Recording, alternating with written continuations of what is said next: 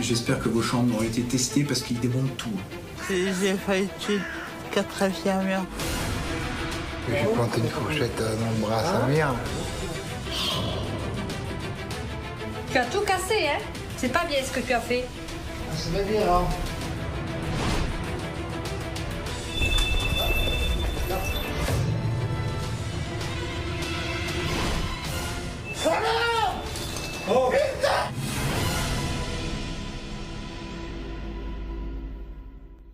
Bonsoir à tous, soyez les bienvenus sur M6. Ce soir, avec Zone Interdite, nous explorons l'univers de la folie dangereuse.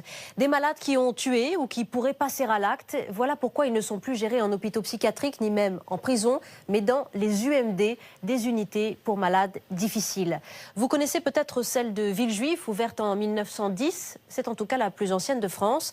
Mais on en compte une dizaine aujourd'hui dans le pays. 10 UMD pour 620 patients enfermés à l'heure actuelle. Des hommes et des femmes internés de force par le préfet dans ces lieux hyper protégés, hyper surveillés, où l'encadrement médical est maximal. On y trouve une majorité de schizophrènes, mais aussi des retardés mentaux et des psychopathes. Et un séjour moyen dans une UMD, c'est 6 mois. Et pourtant, certains malades y passeront toute leur vie, à raison de 420 € par jour de prise en charge. Alors que deviennent ces malades ensuite? Sont-ils vraiment suivis et soignés? Terminent-ils dans la nature? Nous en parlerons tout à l'heure en plateau avec le psychiatre Alexandre Baratta. Mais d'abord, voyez cette enquête saisissante et émouvante que nous déconseillons ce soir aux moins de 12 ans. Elle est signée Laurence Deleur pour Ligne de Mire et pour Zone Interdite. À tout à l'heure. Quelques jours avant Noël, à 4 km du centre-ville d'Albi, dans le sud de la France. Derrière ce mur d'enceinte, un hôpital d'un genre particulier. Il accueille des malades psychiatriques dangereux. Il a ouvert il y a quelques semaines seulement et il va recevoir aujourd'hui son 7e patient. Un homme décrit comme très dangereux, qui se prend parfois pour un animal et possède une force herculéenne. 14 h, c'est en ambulance que le nouveau malade arrive, après avoir franchi un sas de sécurité.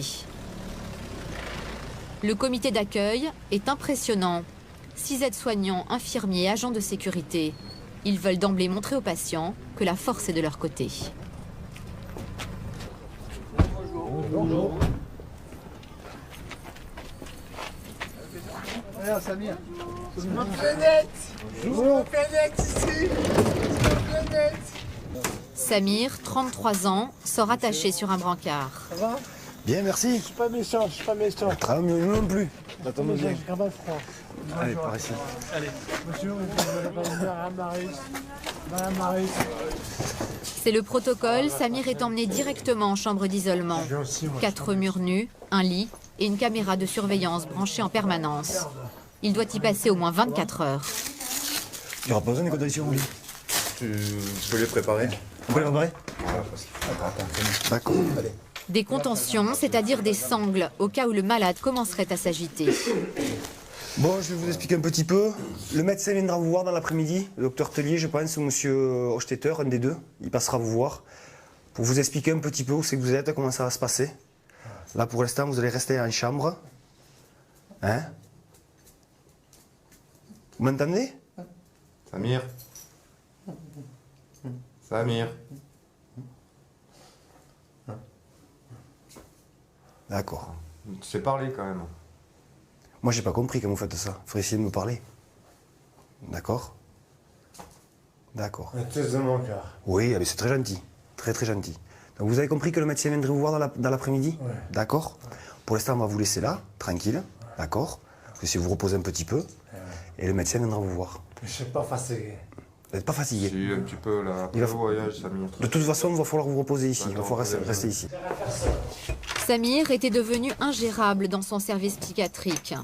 Les 2 infirmiers qui s'occupaient de lui jusqu'à maintenant vont décrire à la nouvelle équipe le comportement inquiétant de ce patient. Il est hospitalisé chez nous donc, depuis février 2011, toujours très labile au niveau de l'humeur, de comportement, exaltation, agitation psychomotrice quasi permanente.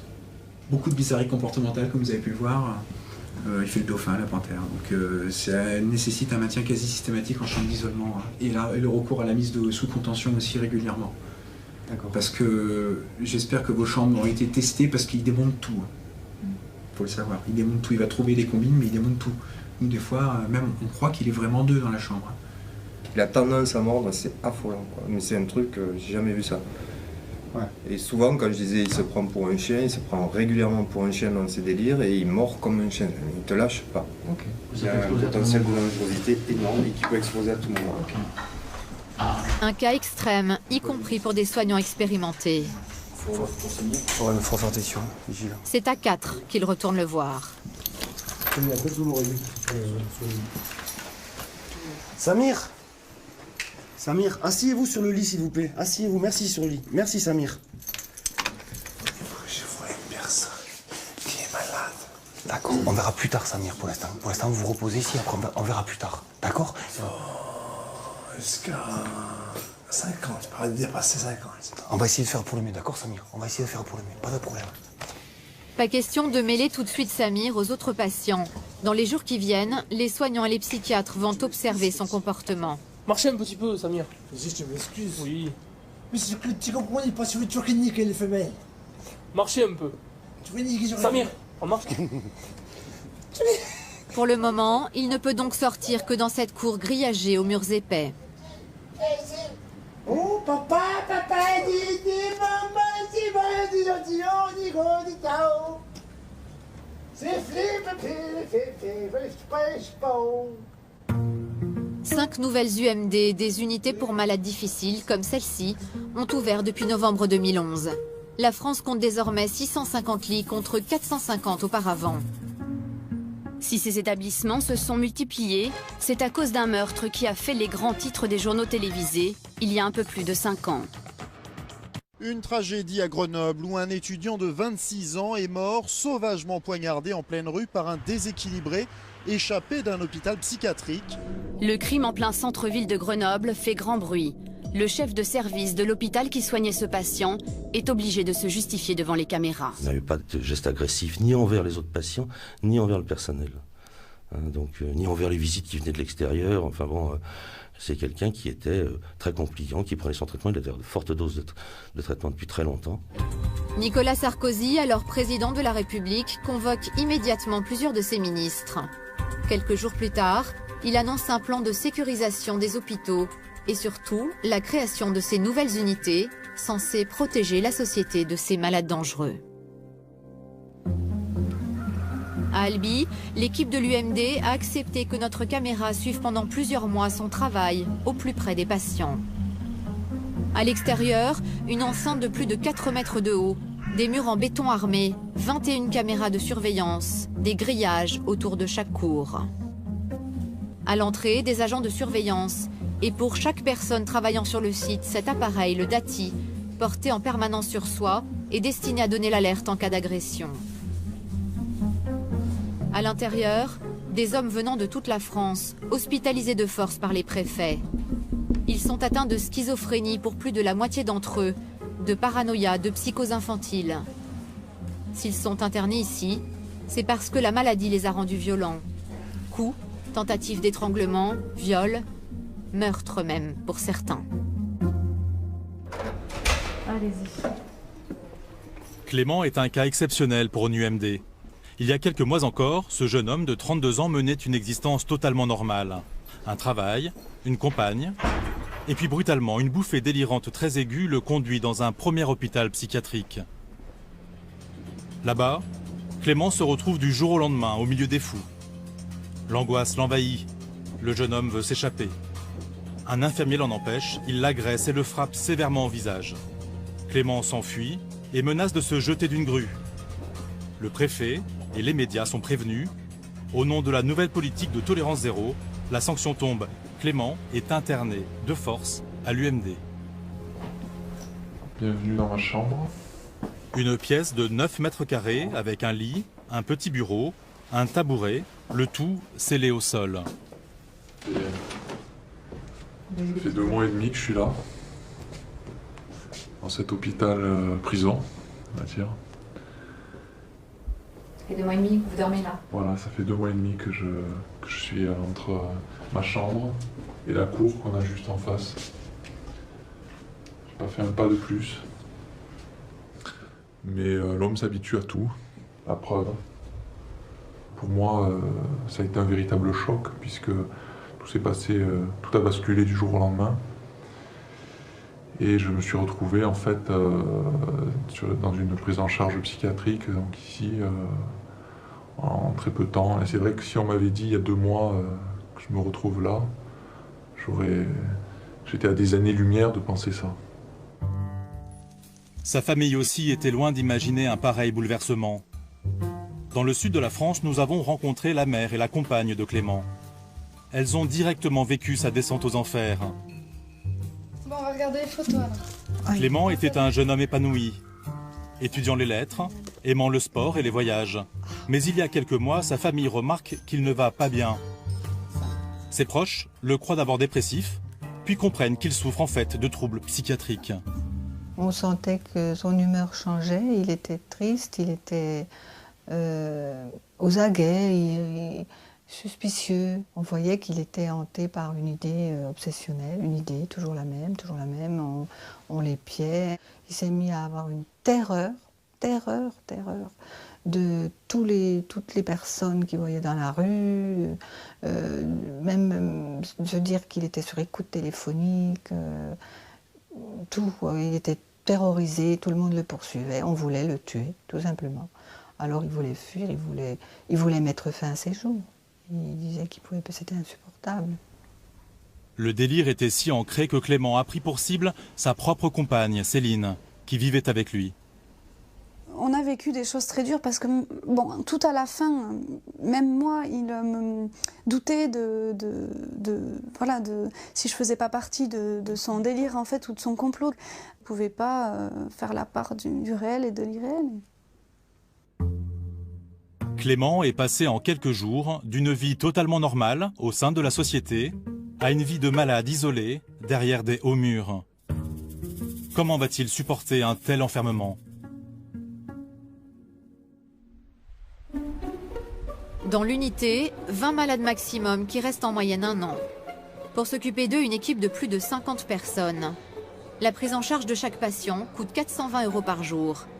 Le prix à payer pour prendre soin d'eux correctement, tenter de les stabiliser et être en mesure de les renvoyer rapidement dans un service de psychiatrie classique. La cour, les patients s'y rendent dès qu'ils le souhaitent. Elle offre un semblant de liberté. Les dialogues fusent, parfois surprenants. C'est une MD pour unité de maladies difficiles. Pour résoudre notre pathologie. Chacun a sa pathologie et chacun a son histoire. Ça y est, le psychiatre a parlé. Donc, notre but ici, c'est de guérir notre pathologie et de réussir de sortir le plus possible et trouver un moyen de la vie quotidienne. Le but ici de tout le monde. Alors moi, j'ai aucune pathologie. Le médecin me dit que je suis paranoïaque. Et moi, je crois pas du tout. Alors le problème, c'est ça. Sous ces airs de cantine, chaque repas collectif respecte des règles strictes. Chacun a sa place attribuée. Les patients sont servis à table pour éviter toute agitation et ils sont surveillés en permanence. À la fin du repas, l'aide-soignant de service a une tâche un peu particulière à accomplir, ramasser les couverts. Qu'est-ce que vous faites avec les couverts ?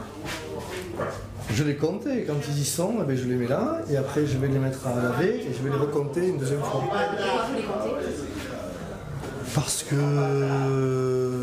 ils peuvent s'en emparer et ou se blesser avec ou blesser les autres. C'est quand même un inox et c'est quand même potentiellement dangereux donc on n'est jamais trop prudent quoi. Voilà. C'est quand même des gens qui sont ici pour avoir fait des choses assez graves donc c'est plus sage de compter les couverts.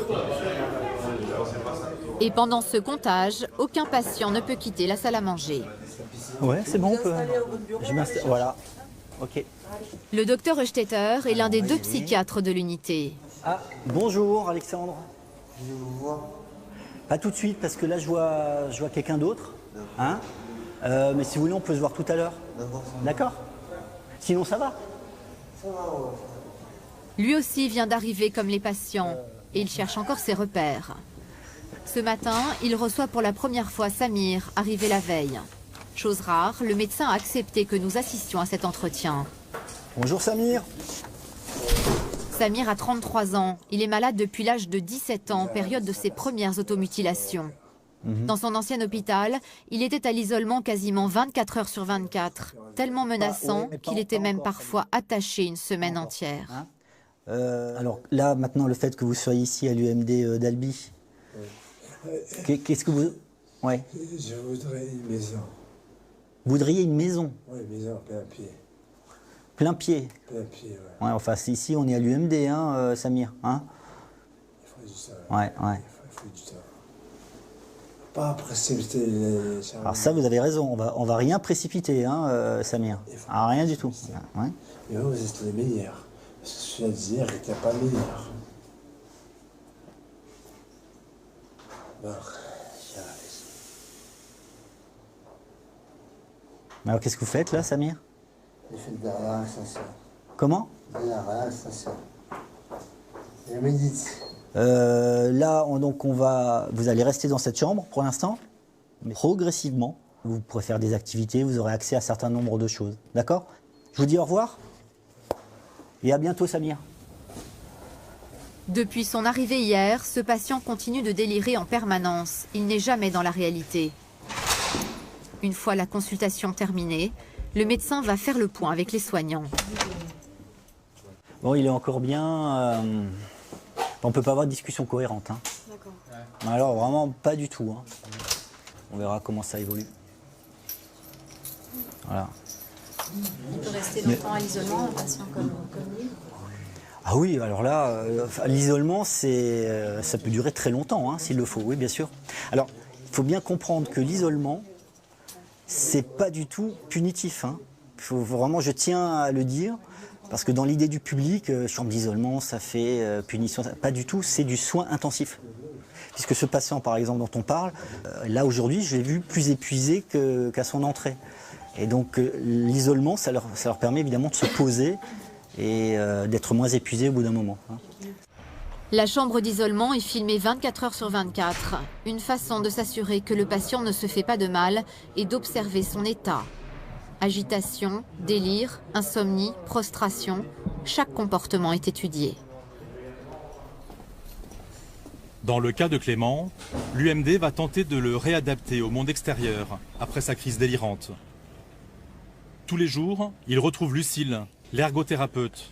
Son métier, soigner les patients à travers des activités manuelles, collage, dessin, peinture, poterie, des occupations prétextes pour améliorer la relation aux autres. Vous m'aviez parlé des magazines de décoration. Lucille travaille depuis 6 ans avec ce genre de patients. Des gens comme Clément qui ne supportent pas l'enfermement. Après un long silence voulu, elle va trouver les mots pour dialoguer avec lui. Par mesure de sûreté, un soignant est présent pendant les séances. Ici, on est entouré de murailles. C'est des barrières que vous mettez, oui. Je pense que... on ne se les met pas, non, elles sont réelles. Je pense qu'il ne faut jamais enfermer un animal dans un angle. Il faut toujours laisser une sortie, une porte de sortie. Donc là, vous vous sentez enfermé. Moi, je pense que vous avez une petite liberté. C'est celle de créer, d'avoir une créativité, mais c'est aussi celle de penser. Et peut-être profiter de cette hospitalisation pour... C'est ce que je fais.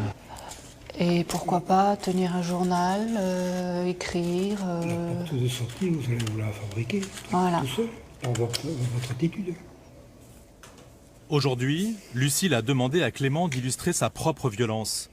Le patient a représenté ce drôle de personnage. Donc on voit ce personnage un peu hirsute, un peu électrisé comme ça, un peu presque vibratoire.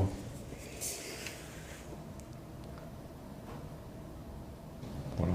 C'est ça la violence que vous faites. C'est quelqu'un d'hirsute qui... C'est quelqu'un qui nous échappe en fait, c'est un personnage qui nous échappe, la violence. C'est un personnage qui nous ressemble pas, qui subitement sort de ses gonds, pour je sais pas pour quelle raison. Et puis tout s'enchaîne très vite. Et pour le meilleur et pour le pire. Le corps de Clément est très figé, comme un automate. Il marche lentement, il parle lentement. Les effets du lourd traitement que son précédent hôpital lui a administré après l'agression brutale d'un infirmier. Contrairement aux autres patients ici, il n'a pas l'habitude des médicaments. C'est la première fois de sa vie qu'il en prend. Ouais, il demandait un petit peu ce qu'il À l'heure de la relève, entre soignants, on parle justement de son cas. Des infirmiers l'ont rencontré en entretien ce matin, mais sans résultat.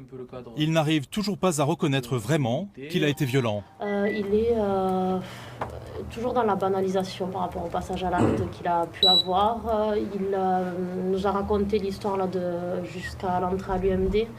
Mais dès qu'on essaie de creuser certaines parties, notamment les passages violents ou les passages un peu flous dans l'histoire, il ne va pas plus loin. En fait, il tourne un peu autour du pot, il nous embarque vers d'autres choses, mais on a du mal à tirer certaines ficelles. Il nous donne en réponse ce qu'il pense qu'on attend de lui pour qu'il puisse sortir de l'UMD, en fait. Pour sortir de ces murs, Clément va d'abord devoir mettre des mots sur l'agression violente qu'il a commise. Impossible, pour le moment, de dire quand il s'en ira. Voilà. Une urgence pour Ludovic, l'infirmier. Un patient, Cyril, est persuadé qu'on lui a pris sa revue de moto. Son visage est fermé, tendu. Sa colère peut exploser à tout moment. Daniel s'est trompé en écrivant le nom d'un patient sur le bouquin. Il a écrit son nom à lui alors que c'est pas lui. Allez, venez moi. L'erreur est insignifiante en apparence, mais pas pour un patient comme Cyril. Allez, installez-vous là. Il ne supporte aucune frustration. Ludovic, qui a de l'expérience, le sait et préfère donc lui parler. Alors, cette histoire de livres. J'ai bien compris que vous vouliez que ce soit vos livres. Le premier cas, c'est que ces livres ont déjà été achetés par un autre patient. Quand on les a achetés, Daniel s'est trompé en marquant le nom. Elle vous a confondu avec un autre patient, donc elle a marqué votre nom sur ces livres. Ces livres ne sont pas vous, ils sont un autre patient. Contre, Cyril a 28 ans. Il souffre de troubles de la personnalité et d'un retard mental. Lorsque ce patient est frustré, il peut devenir agressif. Non, cela, je vous ai expliqué, Cyril. Je vais aller voir dans votre dressing si je ne trouve pas les livres. Si je trouve les livres, je vous les porterai. Si je ne les trouve pas, demain on en achètera d'autres. Je ne peux pas faire mieux, moi, Cyril. Vous êtes un peu déçu?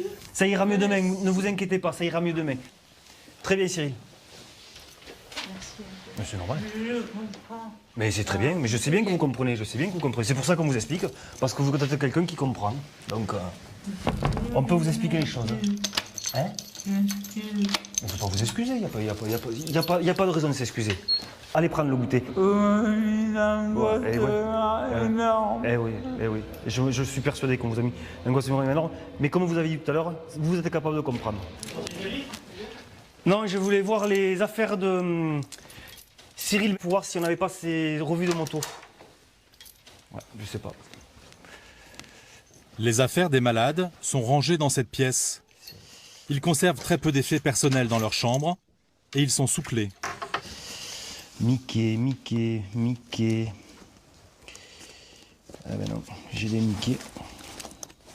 On va aller voir dans sa chambre. Parce que chez eux, l'angoisse monte rapidement par rapport à ça, quoi. Donc, si on peut les rassurer, c'est quand même, c'est notre métier, quoi. C'est quoi. Si vous ne faites pas, le risque, c'est. Ben, le risque, c'est. Oui, le risque, c'est que ben, y a un clash, il y a une réaction qui ne soit pas adaptée, quoi. Même pour une petite revue Même pour une frustration que pour représenter une revue de moto. Ça peut arriver, oui.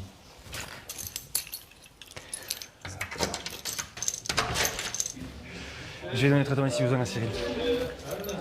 Cyril, très perturbé, tient absolument à prendre son si besoin, un traitement supplémentaire prévu en cas d'urgence par le psychiatre pour calmer les angoisses. Un peu énervé, là. Oui, énervé, je sais pas si c'est le mot, Cyril, réellement.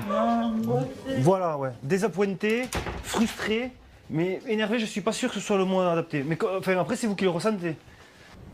C'est dans la cour que le jeune homme a eu envie de se confier à nous. Pendant l'entretien, une caméra veille sur notre sécurité. En discutant avec lui, nous découvrons un jeune homme très seul. Il n'a pas revu sa mère depuis 3 ans et il raconte que petit, son père le frappait. Une brutalité qui en aurait engendré d'autres. J'ai une enfance très compliquée. Mon père, il me battait. Depuis la naissance, il me baisse à coups de martinet jusqu'au sang, le dos jusqu'au sang, les fesses jusqu'au sang, tout jusqu'au sang et voilà, le problème c'est que c'est venu de là, j'ai dû avoir des problèmes de comportement. Et pourquoi est-ce que vous êtes arrivé ici? Parce que j'ai failli tuer 4 infirmières. Vous leur avez fait mal ou ça? Non, il avait juste pris le cordon de téléphone et pris au cou un peu. Pas étranglé, mais à peine un peu. La moindre frustration engendre de la colère chez lui et peut provoquer un déchaînement de violence. C'est ce point-là que l'équipe va tenter de travailler avec lui. Avec les repas, le moment du coucher est l'autre moment délicat de la journée. Les horaires sont stricts. Coucher à 20h, extinction des feux à 21h. Les soignants doivent récupérer tous les objets. Le shampoing ce matin, il est où? J'ai rendu. Rien ne reste en chambre la nuit. Ce soir, Stéphanie est de service aux côtés de Ludovic. Vous avez lavé vos dents? Oui. Vous me donnez la brosse à dents, le dentifrice?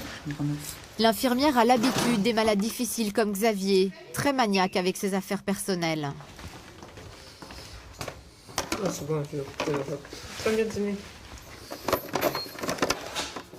le pinceau. Je peux l'essayer pour savoir s'il marche ou pas? Non. Je te l'ai essayé. Non. Vous le reposez. Vous le reposez. Je te l'ai essayé. Non, Xavier, vous le reposez. Je vous ai pas donné ça. Eh bien, vous le verrez demain matin. C'est pas pour maintenant. Merci. Pourquoi est-ce que vous ne l'avez pas donné là? Les volets, qu'est-ce qu'on fait? Parce que c'est pas l'heure du rasoir. Okay, il veut vérifier là maintenant tout de suite quelque chose qui n'a pas lieu d'être. Il le fera demain matin. Ces patients difficiles se comportent comme des enfants le soir venu. Doucement, on se met en position pour... Du gâteau, déjà pas Non, dit. on avait dit. Un chocolat et puis un gâteau. C'était moi qui ai décidé, donc on a dit, il y a eu un bonbon avant, maintenant il y a un bonbon, on verra pour le reste. C'est pas moi, c'est chocolat.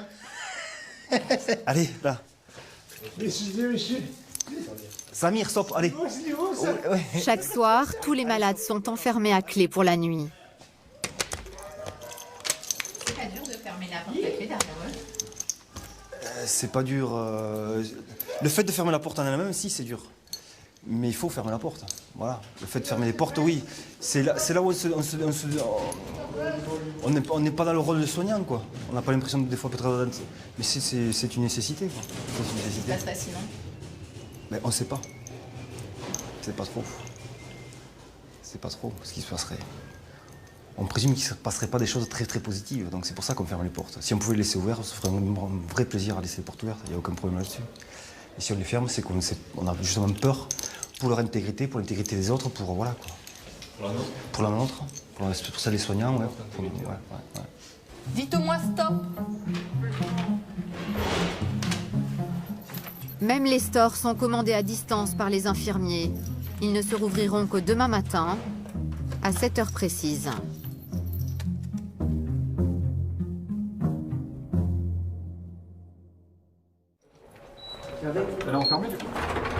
La sécurité, une obsession permanente. Tous ceux qui travaillent à l'UMD, de la secrétaire au médecin, ont dû suivre un stage pratique avant l'ouverture pour apprendre à faire face à la violence. Diversion fixe, groupe, sort. Et on se protège, super, on se replace. Tendez les bras. C'était 6 semaines avant l'ouverture. Parmi les stagiaires, Philippe, aide-soignant depuis 6 mois seulement, et Stéphanie, une infirmière aguerrie. Cette maman d'une petite fille travaille depuis plus de 15 ans en psychiatrie. Ça vous aide? Ça nous prépare à notre futur poste. On sait qu'on sera confronté à de la violence. Dégagement de prise de cheveux. Est-ce que quelqu'un se souvient? Pendant 4 jours, le personnel apprend à résoudre des crises. Par les mots le plus souvent, et en cas d'échec, par des parades lorsqu'il faut se protéger. Alors, dans cet exercice, le formateur va leur montrer comment se dégager si le patient les attrape par les cheveux. Yves, tu me saisis? Quand vous allez sortir, regardez, ne sortez pas comme ça va pas marcher parce qu'il a toujours la prise. Vous sortirez quand lui va commencer à lâcher. Et quand il va lâcher, vous lâchez votre main et ensuite vous sortez. Autre exercice, installer le patient de force sur son lit s'il est très agité. Comme si on voulait le remonter dans le lit. Donc on fait ça. Aurélien et Jean-Yves, les deux formateurs, travaillent eux-mêmes en UMD. Et ce geste, ils le pratiquent régulièrement. C'est pas mal? Non, non, ça va. On se prend la main. On le serre pas. Est-ce que tu es étranglé là? Non, non. Voilà. Alors je suis sûr qu'il va vouloir se débattre un peu. C'est lui qui s'étrangle, c'est pas nous qui l'étranglons. C'est pas pareil, c'est son choix. Alors moi, dans mon service, ça m'arrive régulièrement quand quelqu'un est très agité. Et puis à un moment, il nous dit « Vous me faites mal ». On dit « Non, nous on te fait pas mal. C'est toi quand tu bouges qui te fait mal ». Et il arrête de bouger. Fais attention de ne pas serrer, très bien. Place aux élèves. C'est Philippe, grand costaud de 50 ans, qui joue le patient agité. Philippe a été tour à tour pâtissier, barman, maçon. Mais il y a 6 mois, il est devenu aide-soignant. Ah oui, oui, oui.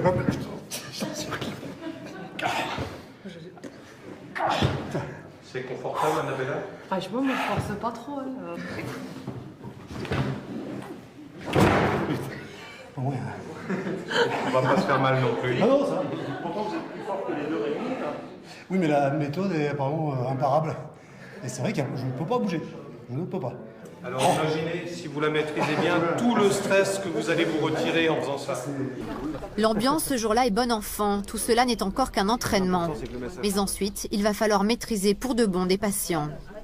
Il y en a plein qui se disent on est là pour soigner, on n'est pas là pour... Oui, tout à fait, mais à partir du moment où on peut risquer notre vie ou au moins notre intégrité physique, il y a un moment, il faut aussi, on ne peut pas se laisser massacrer, entre guillemets. Il faut aussi répondre un petit peu d'une façon mesurée à la violence qui nous est... qu'on nous fait subir, quoi. D'autres, comme Stéphanie, espèrent ne jamais recourir à la force. Je suis dans le soin, je ne suis pas dans l'affrontement physique. Quoi. Et je tiens à rester dans le soin. Vous n'êtes pas surveillant de prison? Non, je ne le serai jamais. Voilà.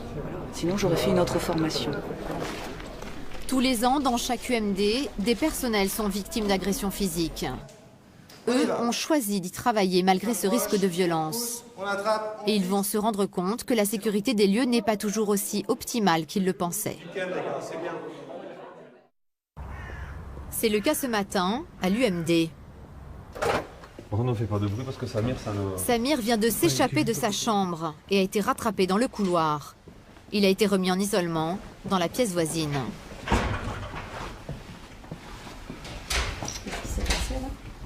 Il a cassé la porte, un coup de pied. Un coup de pied, il a cassé la porte. Il a redonné un coup là, il a cassé ça là, il s'est retrouvé à le couloir.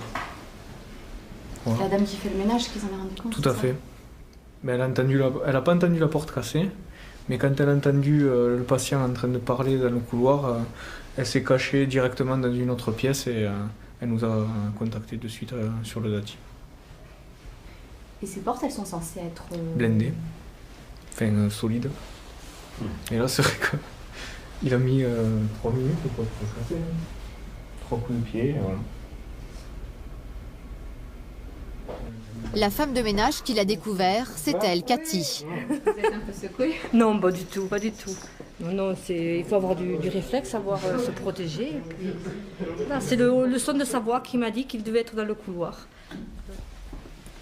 C'est un métier risqué alors ce que vous faites. Finalement, oui, vous voyez, mais on le savait quand même, on est un peu... On nous avait avertis, hein. Mais bon. Vous avez eu envie de venir quand même? Ah oui.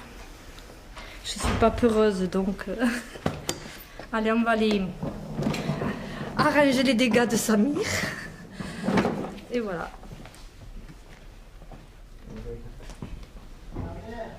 Samir, sois sage. Je suis pas contente. Samir, je suis pas contente, hein. Ah, je sais, c'est comme ça. Hein. C'est comme ça. Tu as tout cassé, hein. Oui. Et tu crois que c'est bien? Ah, c'est pas grave, c'est pas comme il y avait, vous dire. Eh oui, c'est pas bien ce que tu as fait. Ah, ça veut dire, hein. C'est comme ça. Mais là, c'est passé. Hé, mamie. Mamie. Tout à l'heure alors. Ok. La porte sera remplacée dans la journée par une porte plus solide. Le psychiatre convoque Samir. Ce n'est pas la première fois que ce patient casse une porte. Qu'est-ce qui vous préoccupe en ce moment-là? Qu'est-ce qui ne va pas? Non, il n'y a pas de problème, Non, mais quand on casse une porte, comme vous l'avez fait pour la... C'est la combienième fois qu'il nous casse des portes, là? 3e, 4e fois. Destruire. Non, ça m'arrête. Même pas. Mais pourquoi à chaque fois vous cassez les portes? C'est pour moi sortir de la merde. Je suis avant Pastrida, j'ai que la nuit. Les jours, je dors. Je suis un Pastrida. Vous dormez pas. Vous faites quoi là? Je fais pas Pastrida. Comment? Ah oui, je devrais. Bon bah Samir, ce qu'on va faire, c'est que comme vous allez dégrader votre chambre, vous allez malheureusement devoir rester pour l'instant dans la chambre dite d'isolement. Oui, j'aime bien cette chambre, j'aime bien. Ah bah si vous aimez, alors tant mieux. J'aime bien, c'est calme, c'est calme. Bon. Donc, ce qui est bien, c'est que vous ne faites du mal à personne. Non, jamais. Mais ce serait encore mieux si... Attendez, laissez-moi terminer. Ouais. Et ce serait encore mieux si vous arrêtiez, je le redis, de fracasser tout ce que vous trouvez. D'accord? Bon allez, vous allez retourner dans votre chambre, hein? Allez. Samir a passé la moitié de sa vie à l'hôpital. Son dernier séjour dehors, c'était il y a 6 ans. Le temps de se marier et de faire un enfant. 2 mois après son arrivée, nous constatons qu'il est toujours aussi agité. Que faire avec un tel patient? Son psychiatre s'interroge. Je viens de modifier le traitement, avec traitement assez puissant normalement. Bon, on va voir comment ça évolue, mais c'est pas encore gagné. Hein. Disons que c'est cyclique. On a l'impression que pendant une période, il y a une belle amélioration, il est plus accessible, moins agité, et puis d'un coup, c'est reparti. Mais bon, il y a un début de quelque chose, c'est vrai. Maintenant, c'est pas gagné. Non. On va voir. Bon, c'est un patient du MD. Cela fait également 2 mois que nous filmons Clément. Ce patient était arrivé ici après avoir frappé brutalement un infirmier. Il a hâte de voir ses proches. Les visites sont réglementées. Le psychiatre a autorisé sa famille à venir tous les 10 jours. Après 3 heures de route, ses parents et son amie Céline s'apprêtent à le retrouver. Lors de leur dernière visite, il n'allait pas bien. Dans quel état va-t-il être aujourd'hui? La surprise, il est là. Coucou, comment ça va?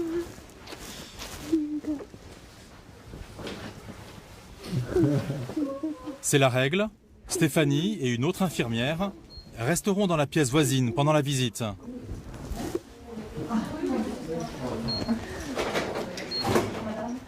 Bonjour, pardon, excusez-moi. Bonjour. Oui, on a joué. Comment ça va, chérie? Même si sa famille a fait une longue route pour venir, ils ne pourront rester que 3 quarts d'heure ensemble. Ouais. Alors, on t'a ramené le poste avec une rallonge. Ça ira? Ouais, c'est bien. J'ai pas branché. Je te mets les aides aussi. Ah bah, quoi, oui. Bon, alors, elles sont bonnes? Bon, mais ça va. Hein. Elles sont bien, chérie. J'espère que ça touche à sa fin. Oui, je pense. Si, elle est plus grande qu'on va faire ça pendant 10 ans. Il y en a marre, hein. Ah oui. On t'a amené des petites friandises. Des macarons. Les proches de Clément lui apportent un poste de radio et de la nourriture. Des affaires qui seront contrôlées avant d'être remises aux patients. Sa mère et sa compagne paraissent très optimistes. Elles donnent l'impression que Clément pourrait bientôt reprendre une vie normale. Il est serein, là. Il est content, il voit le bout du tunnel, il a compris que la sortie elle était proche, et il a envie de reprendre son activité, il a envie de vivre tout simplement. Même par rapport à l'attente, il est beaucoup mieux. Oui. Il le dit lui-même, il dit maintenant ça va, enfin je suis habitué, il dit ça va mieux. Bon, ça reste très dur, hein, il dit quand même, parce que ça reste très dur à vivre, mais ça va beaucoup mieux. Clément est bien entouré. La plupart des patients ne reçoivent aucune visite. Mais combien de semaines va-t-il encore passer ici? Et le supportera-t-il? Derrière les murs, le silence. On est loin des clichés sur les asiles de fous. L'endroit est étrangement calme. La sécurité, les chambres individuelles, L'effectif important du personnel y contribue énormément. Mais l'autre pilier ici, ce sont les médicaments, que les patients prennent jusqu'à 5 fois par jour. Matin et soir, 2 infirmiers les préparent. Il y en a 2 armoires pleines à l'UMD. Clozapine, olanzapine, Dépakote, risperidone, des molécules au nom savant, essentielles aux malades. Elles apaisent l'agressivité, calment les angoisses, empêchent les convulsions, réduisent les tocs, régulent l'humeur. Un Lexomil, 2 Loxapac et un demi-séroplex. La nuit, il n'y a rien. S'ils ne prenaient pas tous ces médicaments, les patients, ils seraient dans quel état? Je préfère pas y penser. Et si certains sont là, c'est parce qu'ils ne prenaient pas de médicaments et qu'ils ont fait des actes. Voilà. Une pharmacie impressionnante, et pourtant les patients ne prennent pas plus de médicaments ici que dans les services de psychiatrie classique. La sécurité des lieux permet même parfois une chose étonnante, un arrêt quasi complet des médicaments pendant quelques jours, voire quelques semaines. On diminue petit à petit, on arrête le traitement, enfin, ou on en garde vraiment très très peu, pour voir comment le patient réagit, avant de réintroduire une autre thérapeutique. Et on voit le traitement diminuer à vue d'œil, quoi. Des fois, on a 2 pages, on a un recto et verso, et puis on se retrouve plus qu'avec 1 page. En arrivant, certains patients absorbaient tellement de médicaments que les médecins ne savaient plus lesquels étaient efficaces. Ici, on prend le temps de tout revoir en profondeur et de faire du sur-mesure pour chaque malade. Bon appétit, messieurs. C'est un des avantages de l'UMD. Les services de psychiatrie classique, eux, ne peuvent pas se le permettre. La journée s'étire lentement. Certains déambulent et font les 100 pas dans le couloir sans raison. D'autres restent prostrés dans leur coin. C'est le cas de Cyril, le patient qui était angoissé par un problème de revue de moto. Il ne va à nouveau pas bien du tout aujourd'hui. Les soignants, eux, ont moins de temps à consacrer à chaque patient. Depuis que nous avons commencé à filmer, 20 malades sont entrés ici. L'unité est désormais au complet. Vous l'amenez pas toi, Alexandre? Non? Si, ouais. Je vous ai coupé la viande, Alexandre, puisque vous n'avez pas droit au couteau ni à la fourchette. Et le traitement normal. Selon les heures, ils sont 5 à 7 soignants pour gérer 20 malades. Stéphanie l'avoue, elle est davantage sur ses gardes qu'au début. C'est plus compliqué là maintenant qu'ils sont 20 patients, c'est plus difficile, vous faites plus attention. On est plus vigilant, beaucoup plus vigilant, ouais. Qu'est-ce que vous faites par exemple que vous ne faisiez pas avant? Je saurais pas le dire, mais bon, on est à l'affût de tout. On est à l'affût de tout, de ce qu'il y a derrière nous, de ce qui se passe. Tant qu'on n'en avait que quelques-uns, ça allait, on arrivait à prendre de la distance. On connaissait les patients, parce qu'on n'a pas eu... C'est arrivé petit à petit, donc... Mais là, 20 d'un coup, on est beaucoup plus attentifs. C'est bon, ils nous observent autant qu'on les observe. Ils sont quand même à l'affût de la moindre faille. Puis en même temps, ils ont que ça à faire toute la journée. Nous observer. Voilà. Brusquement, tout dérape. L'alarme vient d'être déclenchée. Cyril s'en est pris à Martine, une infirmière, pendant le repas, et l'a insulté. Il est en pleine crise. 6 soignants l'emmènent de force en chambre d'isolement. Une seule solution pour l'aider à se calmer, l'attacher au lit. Oh putain! Qu'est-ce de pute! Ça veut dire on l'a cherché! Elle l'a cherché! Elle a dit en On n'a rien cherché du tout. Si! On se calme. Ouais. Non!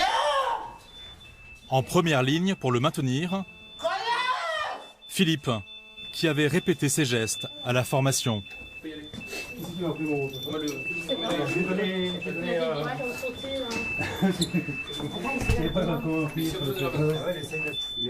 Il allait pas bien ce matin, ce patient? Non, il était pas bien en fin de matinée. À quoi vous le voyez? Il nous l'a dit. Il a dit qu'il était en colère. On a temporisé pour le repas et là de nouveau ça va pas. 3 mois après son arrivée, rien n'a changé. Cyril ne tolère toujours aucune frustration. Le psychiatre lui a refusé l'accès à ses affaires personnelles pendant la sieste. Il ne l'a pas supporté. Il voulait avoir ses jeux, ses bouquins, tout, voilà. Donc le médecin a reposé ça avec lui. Il a mal pris, très très mal pris. Il est resté dans sa chambre jusqu'à... Excusez-moi, je suis un peu essoufflé. Il est resté dans sa chambre jusqu'à midi, il est venu au repas. Il n'a pas voulu prendre les traitements. Martine a un peu insisté, et puis il l'a pris comme cible, quoi. Et voilà, ça s'est mal passé. La tension retombe. L'événement va être immédiatement consigné dans le dossier médical. Qu'est-ce que vous faites là, Elodie? On remplit l'échelle d'agression quand il y a des passages à l'acte. Ça nous permet de concrétiser un peu, d'objectiver les agressions. Autrement dit, tous les comportements violents sont notés dans le dossier du patient. Agression physique, automutilation, destruction d'objets, provocation, insultes, menaces. Les contentions sont très rares à l'UMD. Derrière ce déchaînement de colère, les soignants entrevoient, eux, l'immense souffrance de ces malades mentaux. Pour simplifier, avant d'avoir été agresseurs, ils ont tous été victimes. Voilà. 90%, presque 100%. La plupart ont été victimes de violences, d'abus sexuels, voilà, avant de devenir agresseurs. Même ça peut être victime de choses beaucoup plus subtiles, d'abandon, de rejet, de choses. Alors être rejeté une fois, deux fois, mais tout le temps, bon voilà. Comprendre ces êtres humains et parvenir à les soigner, un immense défi. Est-ce que vous voulez une autre couverture, Maxime? Ici, c'est le bout du bout, la dernière chance, le dernier recours. Vous êtes sûr que vous n'aurez pas froid? Si l'UMD ne parvient pas à aider ces hommes gravement malades, personne n'y parviendra. Allez, bonne nuit, Maxime. Ah, attendez, comme ça sera mieux. Non, ça ira. Ah si, moi. Mais pas... Mais vous l'aimez quand même, ce métier? Ah oui. Ouais, par contre, tes collègues, pas le faire. Pourquoi vous l'aimez tant? Pourquoi j'aime mon métier? Pourquoi autant, ouais. Parce que je me rends compte de ce que je fais au quotidien. Voilà. Je me rends compte de ce que je fais au quotidien, des patients qui évoluent, d'autres qui régressent.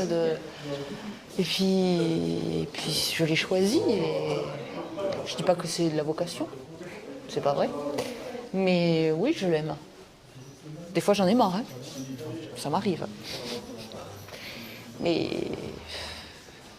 ils sont attachants, certains, pas tous. Travailler avec la folie, c'est particulier. Et ça laisse pas indifférent.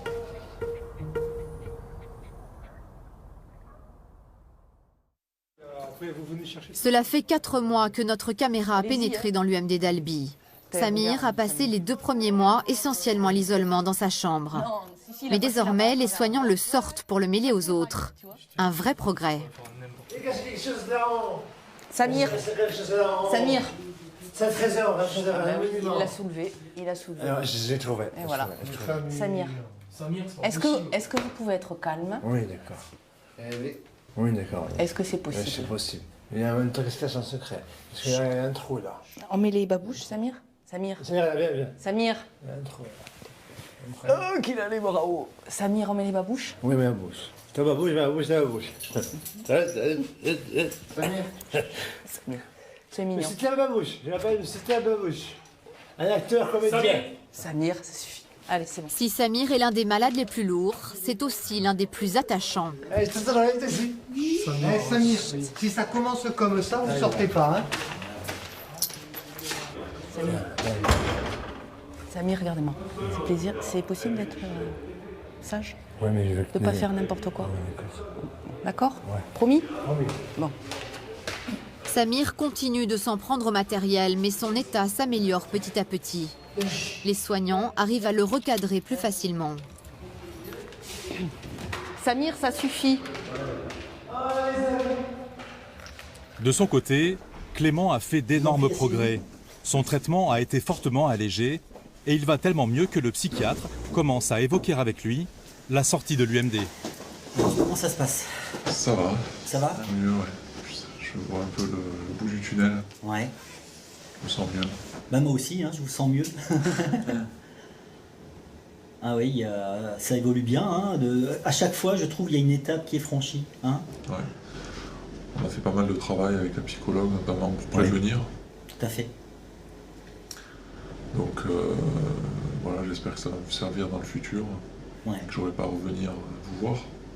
Ah bah écoutez, moi, alors là, c'est tout le mal que je peux vous souhaiter. Hein.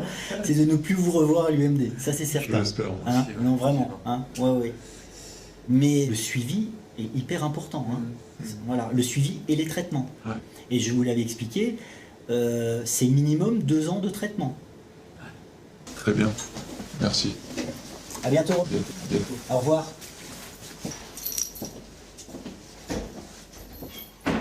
Est-ce que vous pensez qu'il peut mener une vie normale à nouveau?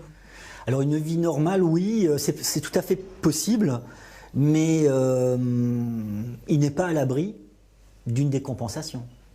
Et une décompensation peut-être même encore plus intense et plus grave, malgré les traitements, malgré le suivi. Hein. Malheureusement, ce sont évidemment des pathologies qu'on ne guérit pas. Hein. On les soigne, mais on ne les guérit pas. Une décompensation, c'est-à-dire une nouvelle crise très aiguë durant laquelle le patient perd le contrôle de lui-même. Dans ces conditions, n'est-il pas risqué de le laisser sortir? Cette décision, ce n'est pas le psychiatre qui va la prendre. Quelques jours plus tard, une matinée capitale pour Clément. La commission de médecins qui décide de la sortie des patients vient le rencontrer. Oui. Bonjour, docteur Villamo, c'est moi qui viens vous voir. Avec ma collègue. On va aller dans un bureau. Ce matin, le docteur Villamo et sa collègue, 2 psychiatres extérieurs à l'unité, vont examiner les gestes du patient, son regard, les mots choisis pour s'exprimer. Asseyez-vous, je vous en prie. Ils doivent évaluer à la fois son état de santé et son éventuelle dangerosité. Donc votre psychiatre pense que vous pouvez sortir de l'IMD. Donc c'est pour ça qu'on vient vous voir. Le psychiatre veut d'abord s'assurer que Clément reconnaît qu'il est malade. Qu'est-ce qui vous paraît important de nous dire, vous? Je suis rentré ici après un épisode poupée délirante, en fait, assez lourde. J'étais sorti de moi-même, quelque part. Et petit à petit, le temps a fait son chemin et je me suis retrouvé tranquillement ce que j'étais depuis toujours. Puis vient une question plus inattendue qui déstabilise Clément. Comment vous allez repérer que ça va de nouveau pas? Enfin, comment vous allez gérer éventuellement un épisode qui survient, qui n'est pas contrôlé par un traitement ou par... Si ça revient, disons que je connais déjà les éléments, je me connais un peu plus, donc je vais pouvoir prévenir si je peux. Comment vous voyez la suite alors? Comment ça va se passer pour la... L'idée c'est de regagner progressivement la société, de regagner progressivement mon travail. J'ai conscience de ma fragilité aujourd'hui, chose que j'avais pas jusque-là. Merci à vous. Merci à vous. Au revoir. À tout à l'heure.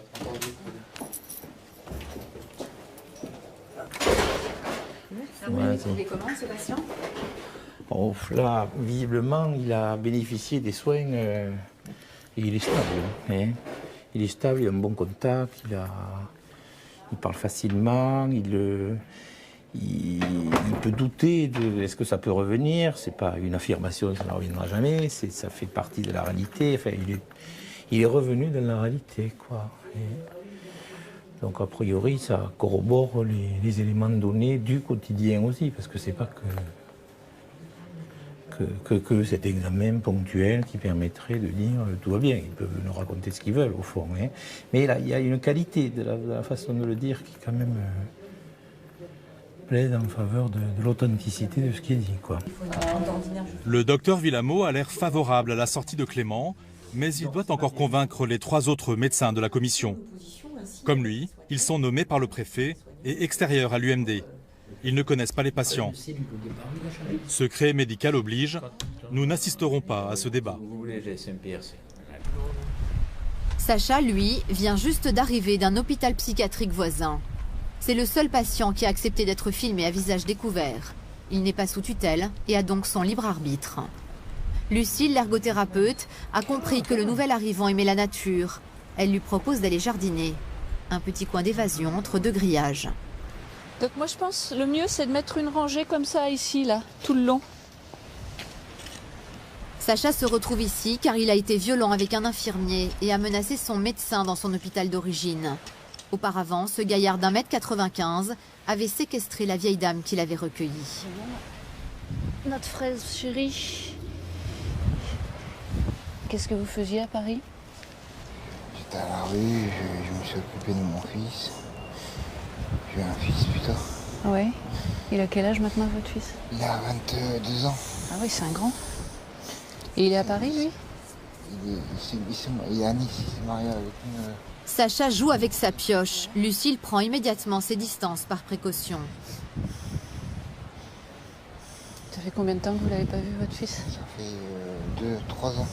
Ah oui. Mais elle voit bien que le patient n'a aucune intention agressive et elle se rapproche rapidement. J'ai vu que vous vous étiez fait mal à la main là. Qu'est-ce qui vous est arrivé? Ouais, je me suis énervé et je me suis coupé le doigt. Vous êtes coupé le doigt? En faisant quoi? En tapant dans un plat à couscous. B? Ça vous a fait mal? Non? Vous étiez en colère? C'est surtout que j'ai perdu mon doigt qui m'a fait mal. Oui. C'était important pour moi, c'était une arme. C'est quoi, pourquoi? Boxeur, je comprends. Ah, vous êtes boxeur? D'accord. Et pourquoi vous êtes énervé comme ça? Parce que j'ai été énervé après ma grand-mère. Enfin, la mamie qui m'a accueilli. Vous arrosez même. Eh ouais. Ça a de la gueule, hein.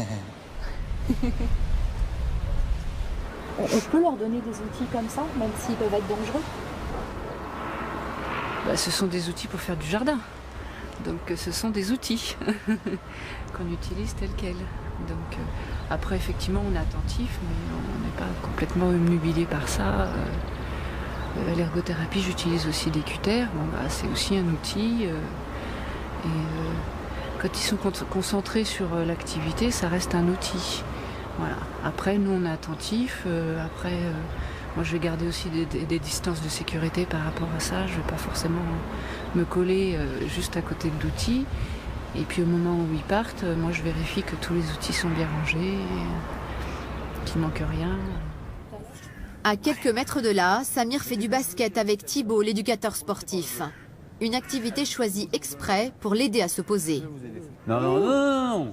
Basket, Samir. Basket. Concentration.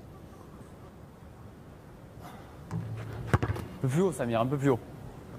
Ouais, joli. Ça, c'est très bien, Samir. Allez, on commence. Vous avez mis le premier. On va faire le parcours bleu.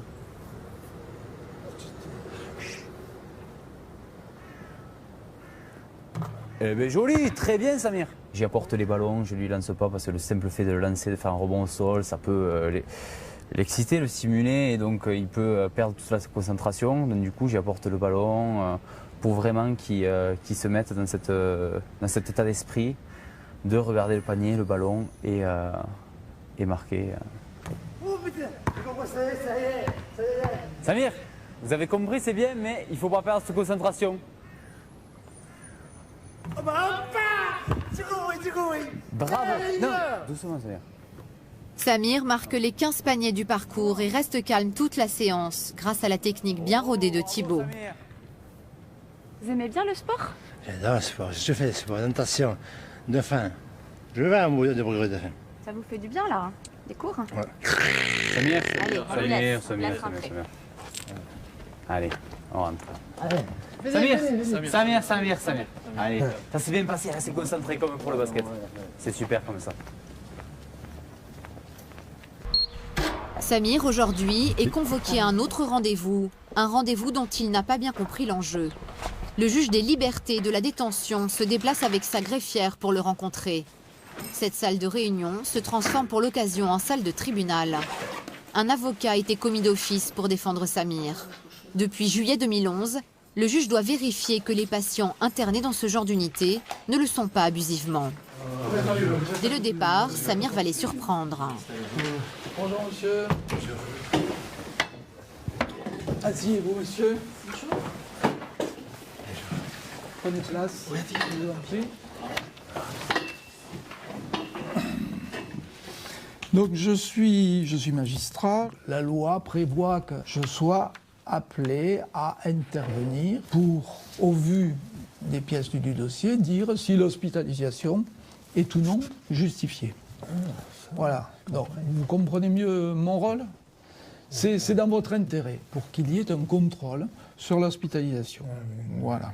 Devant la commission ou pas? Pour savoir si vous devez être hospitalisé, toujours ou pas. C'est ça, c'est comme ça qu'il faut le voir. Ça va aller pour moi, ça va aller. Écoutez-moi un petit instant. On explique qu'à de nombreuses reprises, quand même, vous étiez en état de délire, vraiment. Voilà, non, j'ai plus de délire, j'ai plus rien. J'ai plus de délire. Moi, j'ai un gosse qui m'attend, une femme qui m'attend, il faut que je pour voir mes enfants, ma famille. Il faut le comprendre, ça. Vous vous rappelez de l'époque où vous déliriez et où vous vous mettiez en situation que vous vous preniez pour un animal? Vous vous en souvenez? C'est vrai, mais je suis pas un animal. Mais ça, on en est bien convaincu. Sinon, nous ne parlerions pas ensemble. Non. Évidemment. C'est pour s'amuser, voilà. C'est tout, c'est pour s'amuser. On explique que vous avez eu parfois des comportements agressifs, plus exactement des menaces. J'ai eu ça, mais je n'ai pas passé à l'acte. Je n'ai pas jamais à l'acte. Je n'aurais jamais une personne avec une arme. Je n'aime pas ça.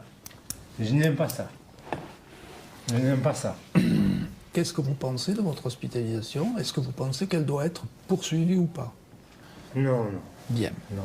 Alors on va donner maintenant la parole à votre avocat, Maître Alary.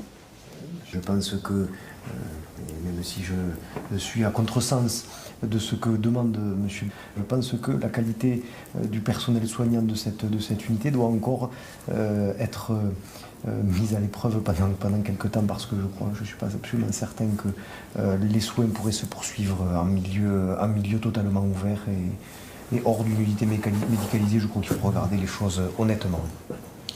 Donc je m'en remets à votre appréciation et à l'avis des psychiatres qui figurent aussi. Bien, je vous remercie. Chose étonnante, l'avocat se fait un instant procureur, préférant prendre la défense de la société plutôt que celle de son client. À tout à l'heure. Le juge fait sortir Samir, le temps officiellement de prendre sa décision. Une pause formelle en réalité. Il s'en remet quasiment toujours à l'avis des psychiatres. Il n'y a jamais de surprise au niveau de l'entretien. Ce n'est rien d'autre qu'une consécration de ce qu'on peut voir à la lecture des certificats médicaux. Donc vous ne pouvez que confirmer l'hospitalisation? Oui, nécessairement, lorsque les pathologies sont lourdes et avérées. Asseyez-vous, maître. J'ai décidé de maintenir l'hospitalisation. Voilà. Le temps pour vous que votre état s'améliore. Voilà. C'est positif. Pardon? C'est positif. J'ai pas bien compris là. C'est positif. La question. C'est bon? Non, je crois qu'on ne s'est pas compris là. Ah ouais, j'ai compris. Voilà. Voilà, vous pouvez y aller, monsieur. Au revoir, monsieur. Et prenez déjà pour les temps. Au revoir, monsieur. Sa mère, vous n'avez rien. Voilà. Ça ne mérite, ça pourrait ne mérite. J'ai bien compris. Voilà. Bon courage, monsieur. Ouais, ça va bien, vous, hein? De vous. Ce qu'il m'a dit. Sa mère, elle n'est pas morte, sa mère, elle n'est pas morte. Vous aussi. Allez, ciao, à revoir. Depuis l'ouverture de l'unité, le juge a confirmé le bien fondé de toutes les hospitalisations. Sacha est là depuis quelques semaines. C'est l'un des patients les plus imposants, une vraie force de la nature. Cet ancien boxeur aime bien provoquer les autres malades, les impressionner avec sa carrure. Rachid, l'aide-soignant, intervient car il sait que le jeu peut très vite mal tourner. Éviter le contact physique, de taper sur l'épaule, de taper sur le dos et tout. C'était sympa, mais vous avez de la force. Et vous rigolez, sauf que quand il vous fait mal, vous le dites aussi. Hein? Non, mais vous rigolez, mais quand il vous fera mal, vous rigolerez aussi. Évitez le contact physique. Soyez sympa, Sacha, s'il vous plaît. On vous l'a déjà dit, je vous le redis. En entretien avec le psychiatre, nous découvrons une toute autre personne. Un marginal abîmé par 20 ans de squat et de rue. Bien. Alors, Sacha,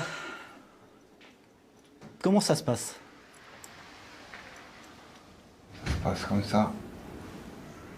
C'est pas la joie? Ouais, c'est pas la joie. Ouais. Moi, j'ai violé personne, j'ai tué personne. Je me sens pas dangereux, quoi. J'ai tapé personne, j'ai poussé un infirmier, c'est tout, quoi. Je peux pas... ma dangerosité, quoi. Je dirais alors, vous n'avez tué personne, ça on est d'accord. Mais potentiellement, vous pouvez quand même être parfois avoir des comportements qui peuvent faire peur aux autres déjà pour commencer. Potentiellement, je suis quelqu'un déjà qui s'est fait tout seul dans la rue, quoi. Donc a dû apprendre à se défendre tout seul, quoi. Ouais. Donc je peux pas me permettre de... Oui, mais j'entends bien ça. De me laisser envahir, quoi, ou quoi que ce soit, quoi. Ça, j'entends bien. Mais ce que vous ne percevez pas, Sacha, c'est que ça peut très vite dériver sur des problèmes quand on se comporte comme ça. Ça peut arriver encore. C'est peut-être pas encore arrivé, mais potentiellement ça peut arriver. C'est-à-dire que tout peut arriver. Quand on joue, mais non, mais quand on joue... Potentiellement, je peux m'énerver ici, et puis vous attraper par les cheveux et vous mettre la tête dans le micro-ordinateur. Potentiellement, tout peut arriver, quoi. Qu'est-ce qui va m'arriver après? Il faut que je réfléchisse, qu'est-ce qui va m'arriver? Oui, justement, qu'est-ce qui risque de vous arriver hein? Il y a Florent qui va me tomber dessus. Je sais que vous êtes toujours dans une certaine provocation. Ça, je veux dire, c'est pas grave. C'est pas ça qui est grave. Je préférerais que vous soyez dans un comportement peut-être un petit peu plus adulte, non? Je veux dire, vous avez quel âge maintenant? Adulte. Qu'est-ce que vous voulez être adulte dans un contexte comme l'UMD, franchement? Où je me lève, je me couche à 8h, je me réveille à 7h30, je déjeune, j'attends toute la journée, je fais rien. Qu'est-ce qu'il y a d'adulte vous faites rien. Ce n'est pas vrai. Bon, je crois qu'on va s'arrêter là pour aujourd'hui. Hein? À bientôt. Cet ancien enfant adopté semble tenir des propos cohérents. Mais il a du mal à vivre au milieu des autres et à contrôler son impulsivité. 20 années d'errance sont passées par là. Moi, j'étais à la rue à 15 ans. Avant, j'étais en liberté. Je voyageais à travers la France. Et sans argent, sans rien. Hein. Sans papier, sans rien. Je voyageais à travers la France. Si quelqu'un voulait me parler, je lui parlais. Il n'y a pas de problème. Si quelqu'un voulait manger avec moi, je mangeais avec moi. Pas de problème. Mais j'étais vraiment hors société, quoi. Dur, non? C'est la vie sans famille, hein. Avec les copains, quoi. De survie, quoi. Ça vous arrive souvent de vous énerver, de ne pas arriver à vous contrôler? Plus maintenant. Maintenant, j'arrive à me contrôler. Mais avant, c'est vrai que je partais vite en live. Maintenant, je me contrôle bien, maintenant. Mais c'est pas... Je sais pas si c'est dû aux hôpitaux. Je crois que c'est dû aux hôpitaux un peu, ouais. Mais de toute façon, même, je vais dans l'hôpital, il y a un mec qui parle mal ou qui veut me mettre une cacahuète, je rentre dans l'art. Hein. Ça changera pas. Hein. Vous avez quel âge? J'ai 40 ans.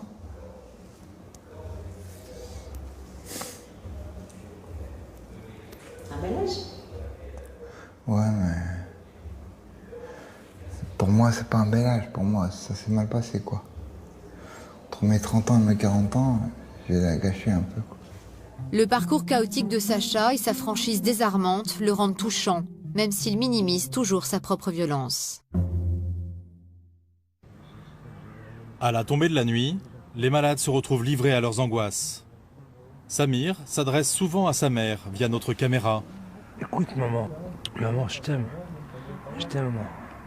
Un jour j'irai rentrer à la maison, un jour quand ça se passera bien, que ça me commence à être bien, que j'irai mieux et tout ça.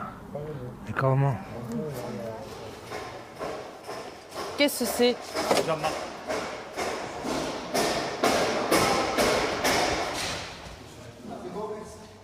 Ça y est?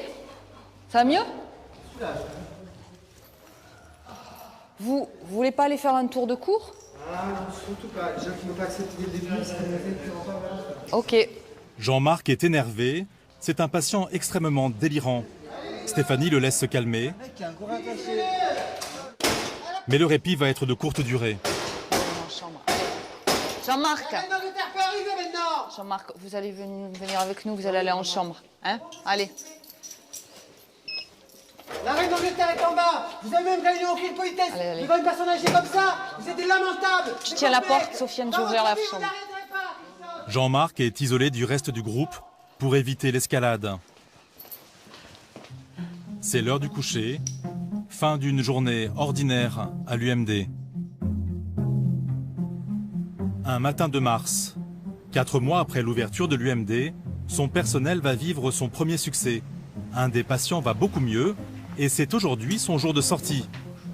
La commission a donné son feu vert. Dans quelques heures, Clément quitte l'UMD. Bonjour. Alors, Ça y est. Dernier jour. Dernier réveil. Dernière matinée surtout, parce que c'est dans pas longtemps, dans moins d'une heure. Ouais. ça fait comment? Ah, je suis content. Je sors enfin de ce cauchemar, quoi. Pour une nouvelle vie.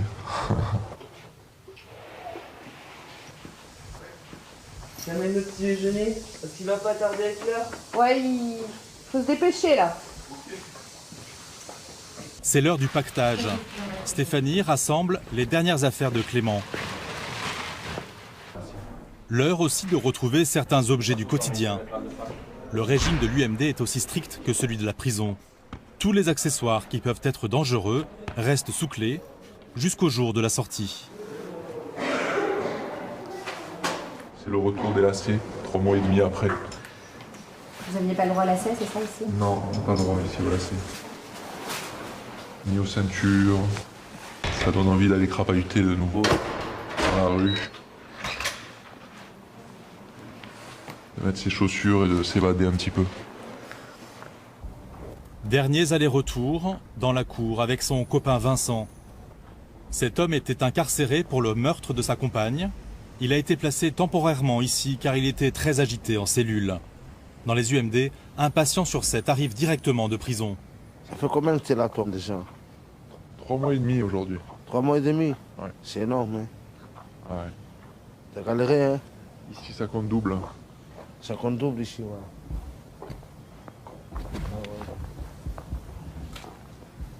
Et qu'est-ce que tu vas faire à Paris maintenant?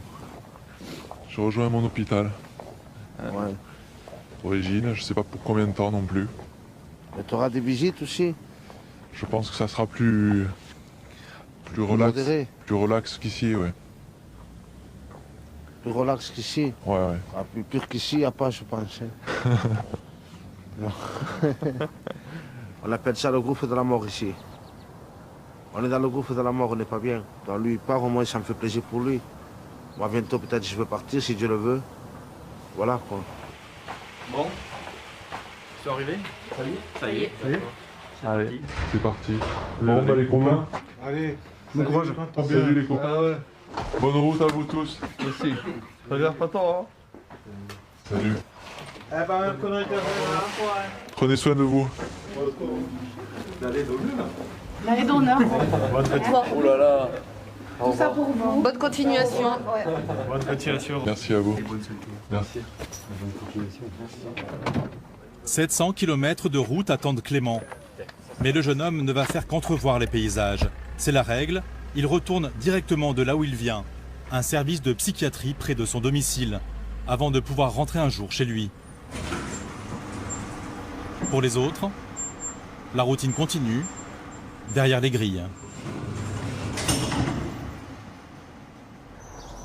Mais il n'y a pas que des patients qui quittent l'UMD. Au bout de 6 mois de travail, Philippe vient de jeter l'éponge. Cauchemar, stress, insomnie. L'aide-soignant que nous avions filmé en formation a craqué. Il a eu le courage d'en parler devant notre caméra. C'est quelque chose qui s'est fait crescendo. Au tout début, ça allait, et petit à petit, la pression est montée, jusqu'à un moment où on se rend compte qu'on va au travail avec un nœud dans le ventre. Le soir, quand on pose, ou le midi, quand on a terminé, qu'on pose ses affaires au vestiaire, on se dit, enfin, je parle toujours pour moi, hein, ouf, il ne s'est rien passé aujourd'hui, ni pour moi, ni pour les collègues. Et le lendemain, ça recommence, et toujours un peu plus, un peu plus, un peu plus. Vous aviez peur d'une agression? Oui, oui, oui. oui, c'est pas évident de s'avouer et d'avouer aux autres qu'on puisse avoir peur, mais je suis bien obligé de le dire. Oui, j'ai eu peur. Oui. Pour moi, pour les autres, parce qu'une situation peut vous échapper et ça peut être lourd de conséquences, quoi. Philippe est toujours aide-soignant, mais il a rejoint un service psychiatrique classique. Aujourd'hui, l'UMD reçoit de nouveaux visiteurs. C'est la maman de Samir, celle à laquelle il s'adressait devant notre caméra, accompagnée de son mari. Ils sont à la fois impatients et anxieux. Leur dernière visite remonte à 4 mois. Ils ne savent pas dans quel état ils vont retrouver leur fils. Chaque fois, c'est nouveau. On ne sait fait jamais.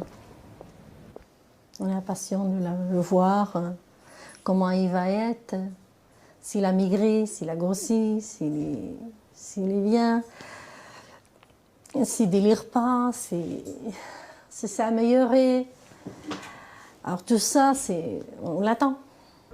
Quand vous voulez rencontrer, Samir arrive, accompagné de 2 soignants.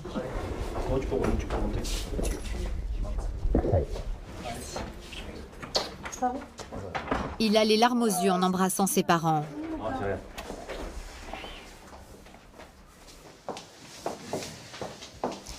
Alors ça va? Ça va. Ça va, dis-moi comment tu vas? Ouais, ça va, je travaille ici, je suis content. Je travaille ici avec les infirmiers, les médecins. C'est un magasin de remèdes. Tu me crois maintenant?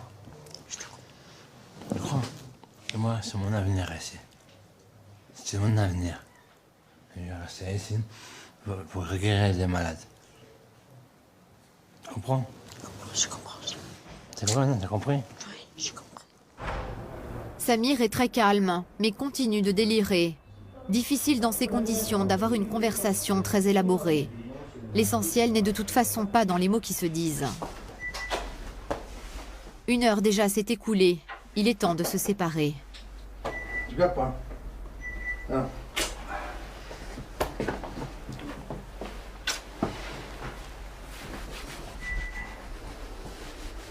Allez, courage. On se plante. Pleure pas. C'est heureux, tu vas la ça. Allez. Accroche, t'arrête pas. Samir est étonnant. C'est lui qui réconforte son père et sa mère. Ne fais pas ça la route. Fais mon ass. Réveille-toi. D'accord, ça y va pas, c'est pour moi. Tu vas bien? Oui, ça va. Toi aussi? Oui. Viens, voilà la plante, comme ça, tu vas sortir d'ici. D'accord. Au mois de novembre, hop. D'accord? Inch'Allah. D'accord? Allez, monsieur. Au revoir. Au revoir, madame. Et à bientôt. Au revoir. On y va, Samir? Allez, j'ai compris. Allez, va. Des bips, des serrures. Bisous, au revoir. Ne viens pas. Ciao. Des portes qui claquent derrière leur fils. Le quotidien de ses parents depuis 6 ans. C'est comme ça à chaque fois. On a le cœur gros en venant et en partant. Vous l'avez trouvé comment alors aujourd'hui? Ça va. Un peu délirant quand même. Mais ça va. C'est dur de voir son propre enfant enfermé? Très dur. Très dur. Je crois que la chose la plus pénible qui soit. Pour des parents. Pour une mère. On aimerait bien être à sa place, mais on ne peut pas. Au moins des fois, de temps en temps, prendre sa place. Lui laisser souffler. Parce que ça fait quand même longtemps qu'il souffre. Cette mère a pourtant eu sa part de malheur. Samir n'est pas son seul fils malade. Dans la famille, 3 des 5 enfants souffrent de problèmes psychiatriques.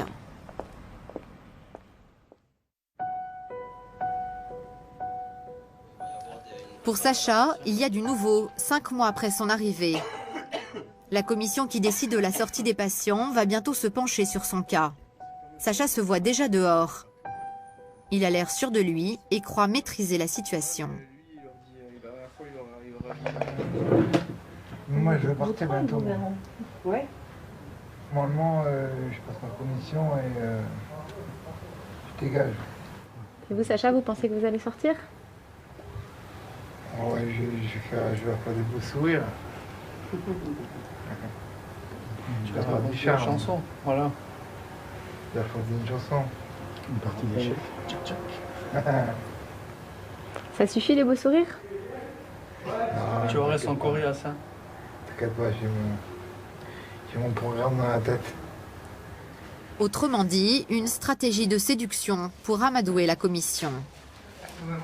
Vous avez peur des questions qui vont vous poser? Non. Les questions, c'est comment ça s'est passé mon séjour ici. Qu'est-ce que je veux faire plus tard. Si je veux me marier. Je vais me marier avec Lucille. C'est pas possible, je suis déjà prise. Elle est déjà prise. Sacha est confiant, pourtant il a agressé récemment un patient. Vous pensez que ça va bien se passer à la commission? Bah ouais. À part que j'ai planté une fourchette dans le bras à Samir. Vous avez planté une fourchette dans le bras de Samir? Ouais. Mais c'était pas méchant, quoi. J'ai pas voulu le planter, quoi. C'était juste, il m'énerve, hop. Vous avez peur que ça joue à la commission? Ouais, j'ai peur, ouais. Parce que pour tout le monde, c'est une arme, quoi. Or que c'est un outil, quoi. C'est-à-dire? Une fourchette, c'est un outil. On mangerait avec des baguettes, tu remets un coup de baguette.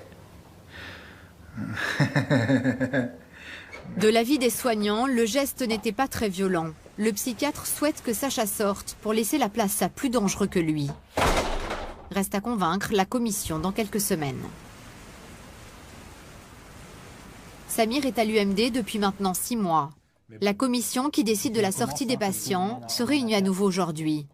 La loi les oblige à examiner automatiquement son cas.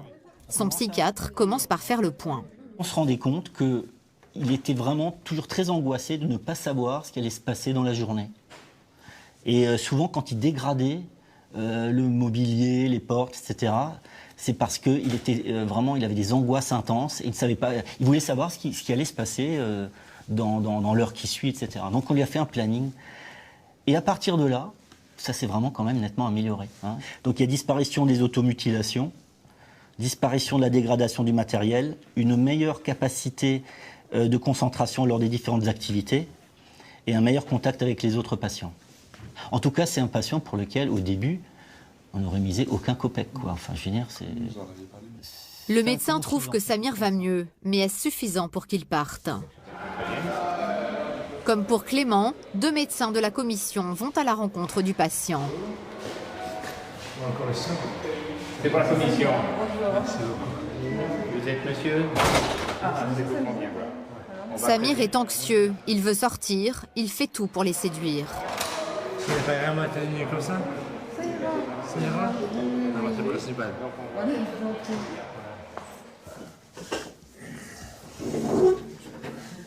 Bien, donc bonjour. Bonjour. Est-ce que vous pouvez me dire pourquoi on vient vous voir et à quoi ça va servir cet entretien? Ça va servir que j'ai rapproché plusieurs familles. J'ai un gosse de 5 ans. Oui. Et donner beaucoup d'amour et beaucoup d'affection. Et puis de les faire apprendre beaucoup de choses dans la vie. Et puis de voir ramener à Disneyland. J'ai beaucoup de projets pour mon fils. Et plein d'amour, voilà. Est-ce que vous pouvez nous dire comment se passent les journées ici? Ce que vous faites? On joue aux cartes. On joue aux cartes. On fait la peinture. Vous faites de la peinture? Je fais de Picasso, moi. Oui. Picasso, Van Gogh et puis abstrait. Et ça, mon boulot, je vais faire plus tard, avec mon gosse. Oui. Et ça vaut très très cher. Par exemple, vous voulez que je vous dessine là? Vous voulez que je vous dessine là? Peut-être pas, hein. Non, nous, on vient voir un petit peu comment vous vivez votre hospitalisation ici. Donc, on n'a pas beaucoup de temps pour vous puissiez un montrer. jour, on verra bien, sans se voir à Argelès ou alors à Canet. Moi, je ferai un magasin là-bas et vous me verrez si vous venez avec moi. Oui. Une demi-heure plus tard, l'un des psychiatres revient lui donner la réponse de la commission. On pense effectivement que vous avez des soins ici qui sont tout à fait intéressants, que vous avez entre votre admission, c'était il y a 6 mois, hein, presque 6 mois, jusqu'à maintenant, vous avez fait de gros progrès. Oui, c'est vrai.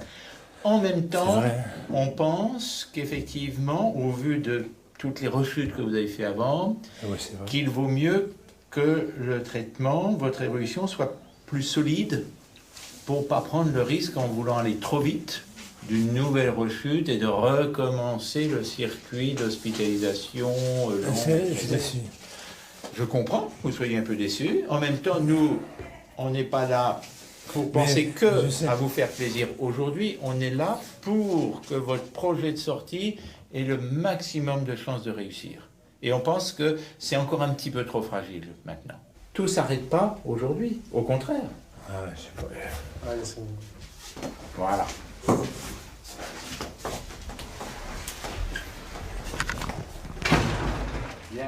Malgré sa déception, Samir fait l'effort de serrer la main du psychiatre de la commission. Laurent l'infirmier sent malgré tout que Samir est très tendu. Il tente de le raisonner.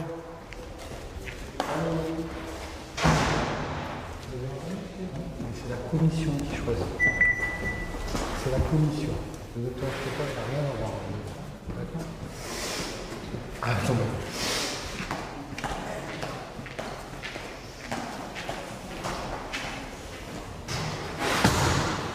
Samir vient de claquer la porte. L'infirmier décide d'intervenir avec un agent de sécurité et de l'amener dans sa chambre avant qu'il ne devienne incontrôlable. Ce qu'il vous faut entendre, Samir, c'est qu'il y a eu beaucoup de progrès. C'est important, ça. C'est important. J'en fais tout, c'est sûr. C'est un peu trop fragile. Regardez comment vous vous énervez, là. Vous leur donnez raison à la commission. Ouais, c'est vrai. Je suis d'accord pour elle. Hein? Non, faut que je finirai ici. Non, vous finirez pas ici, Samir. Le problème, il n'est pas là. Est-ce que ça va aller, Samir? Vous voulez que je vous amène si besoin? Hein? Samir? Et mourir, c'est mieux. Non. Moi, je suis pas d'accord avec vous quand vous dites ça. Ouais, c'est vrai, ça dort. Allez. Samir, vous... Non. Vous restez là, Samir. T'arrives pas. On vous a déjà expliqué 15 fois. Mais t'arrives pas, ça c'est bon. Non. Non, Samir, restez là, quoi. On vous a déjà dit, Samir. Alors, je vais vous reposer, vous un peu. Et pas de bêtises, Samir, je reviens d'ici 10 minutes. C'est qui parle? Je vous baisse un peu les volets, Samir, hein? Que vous posiez un peu. C'est bon? J'étais sûr qu'il allait faire un truc. Ouais. Non, mais c'est normal, hein. Dans 10 minutes, Samir. On repasse dans 10 minutes, on vous le donnera. Ouais, c'est pas grave, allez. La porte de la chambre de Samir se referme une nouvelle fois. Pour combien de temps encore? L'UMD peut-elle le soigner? Pourra-t-il un jour sortir de ces murs? Et quelle sera sa place au sein de notre société?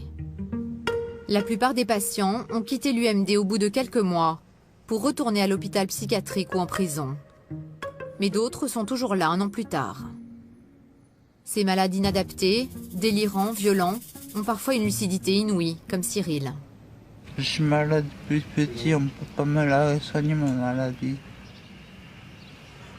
On ne peut pas me la soigner ma maladie. Parce qu'on a tout essayé. Tous les hôpitaux ont tout essayé, ils n'ont rien à faire. Même ici, ils essayent tout et ils ne peuvent pas. Ce qui enferme avant tout Cyril et les autres patients, ce ne sont pas les murs, les grillages. C'est leur maladie, à jamais.